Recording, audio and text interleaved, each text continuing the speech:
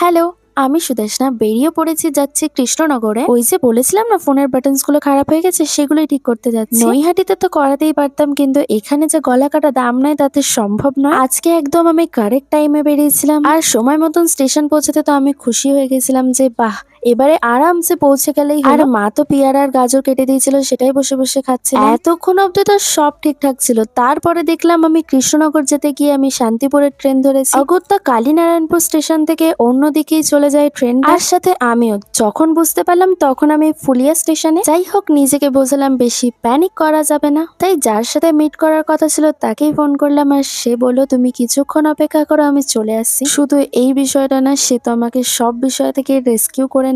এরপর ফুলিয়া স্টেশনে 40 minute wait করার পর তিনি আসেন এবং আমাকে এখান থেকে রেস্কিউ করে নিয়ে যান। আর যাওয়ার পথে রাস্তাগুলো এত সুন্দর ছিল, মানে আমি লং ড্রাইভটা ভীষণ এনজয় করেছি। এরপরে তো আর ফোন সারানোর মুড ছিল না আমার, তাই তিনি আমাকে নিয়ে যায় একটা ফেমাস মোমোর দোকানে। আর আমি কতটা মোমো পাগলু সেটা তোমরা আমার ভিডিওস গুলো দেখলেই জানতে পারবে। ওখানে গিয়ে প্রথমে অর্ডার দিয়েছিলাম একটা প্যান ফ্রাইড মোমো। একদম চাইনিজ দোকানগুলোর মতন রান্না চলছিল, আর যখনই মোমোটা এলো টেবিলে, ও মাই গড, মোমোটা দেখতে যতটা টেম্পটিং লাগছে খেতেও ভীষণ সুন্দর ছিল। এরপর আরো একটা গন্ধরাজ মোমোর প্ল্যাটার অর্ডার দিয়েছিলাম। মোমো খেয়ে তো আমার দিল গার্ডেন গার্ডেন হয়ে গেছিল, তাই ট্রেনে ফেরার পথে এত ঘুম দিয়েছি সোজা বাড়ি চলে এসেছি। দেখা হবে পরে ভিডিওতে, টাটা।